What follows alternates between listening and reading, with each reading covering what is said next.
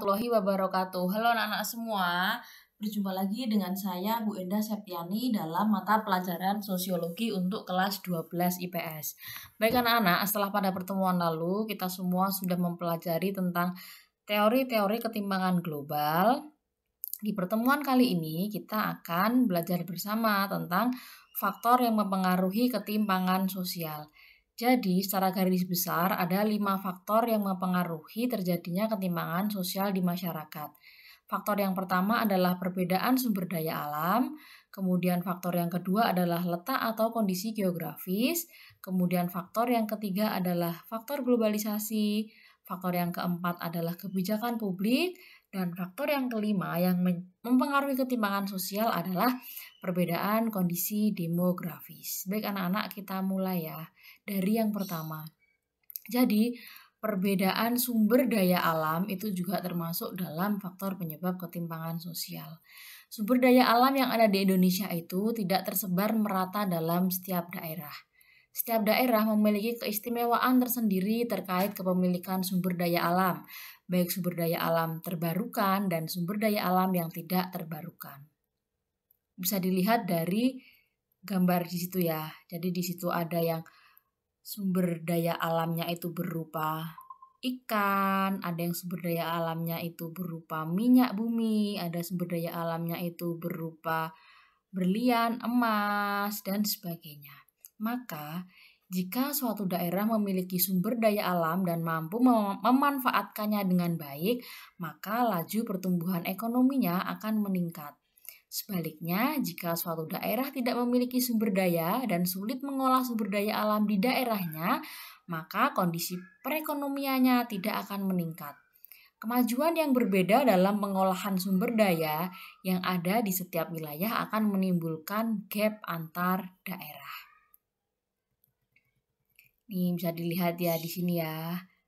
Nah, di sini ada masyarakat yang tinggal di atas laut, mereka sumber daya alamnya berupa ikan-ikan, kemudian hasil laut, kemudian ada yang di Papua yang sumber daya alamnya mereka berupa ladang yang melimpah, kemudian ada lagi industri yang sumber daya alamnya itu berupa minyak bumi dan sebagainya. Nah, ini adalah penyebab yang kedua dari ketimpangan sosial, yaitu letak atau kondisi geografis.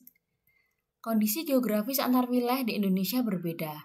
Salah satunya, penduduk yang tinggal di dataran rendah dan dataran tinggi tentunya memiliki perbedaan dalam menjalankan aktivitas sosialnya.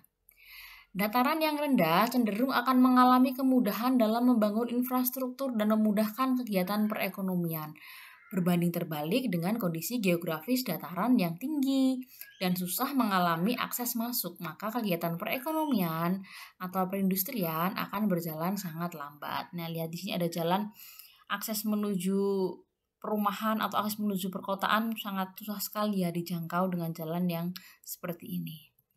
Kemudian faktor yang ketiga dari ketimpangan sosial adalah faktor globalisasi. Ketimpangan muncul karena adanya masuknya globalisasi di Indonesia. Kondisi masyarakat yang mampu menyikapi globalisasi dengan baik maka akan mengalami kemajuan dan perkembangan yang baik, berbanding terbalik dengan kondisi masyarakat yang tidak mampu mengambil kesempatan yang ditawarkan oleh globalisasi, maka akan mengalami ketertinggalan. Untuk globalisasi sudah kita bahas ya di semester 1 lalu. Kemudian faktor selanjutnya adalah faktor kebijakan publik. Bisa dilihat ya di gambar itu. Di situ ada banyak demonstrasi terkait pendidikan tak mengenal kelas sosial, kemudian stop RSBI. RSBI itu dulu rintisan sekolah berstandar internasional ya.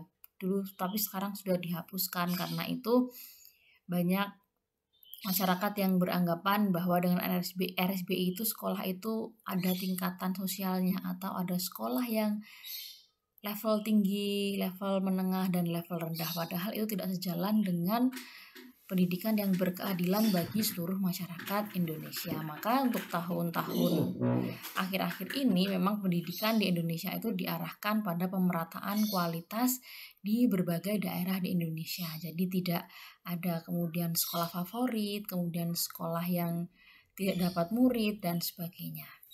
Nah, kebijakan publik itu merupakan kebijakan-kebijakan yang dibuat oleh pemerintah untuk mencapai tujuan-tujuan tertentu dalam masyarakat. Terkadang kebijakan yang dikeluarkan pemerintah tidak semuanya diterima baik dan menimbulkan ketidakadilan, sehingga memunculkan kesenjangan sosial. Seperti kemarin ada munculnya undang-undang tentang Omnibus Law yang berkisar tentang ketenagakerjaan di Indonesia yang menimbulkan pro dan kontra di masyarakat. Kita lanjut ya. Nah, ini lihat, ini peta Indonesia ya. Kemudian kita ke kondisi demografis.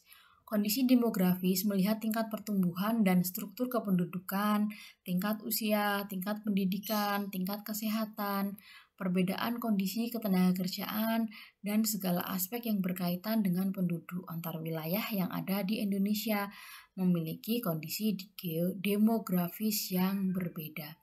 Jadi kondisi demografi itu berkaitan dengan tingkat pertumbuhan, struktur, tingkat usia, tingkat pendidikan, tingkat kesehatan, kondisi tenaga kerjaan, intinya semua aspek yang berkaitan dengan kependudukan di Indonesia. Ini juga menyebabkan ketimpangan sosial di Indonesia. Nah, kembali lagi ya pada slide awal tadi terkait penyebab ketimpangan. Nah, tugas kalian di sini adalah kalian semua mencari masing-masing satu contoh dari faktor yang mempengaruhi ketimpangan sosial. Jadi misalnya perbedaan sumber daya alam itu contoh ketimpangannya apa, kemudian dengan adanya letak kondisi geografis itu contoh ketimpangannya apa, seperti itu nanti diupload di Google Classroom ya.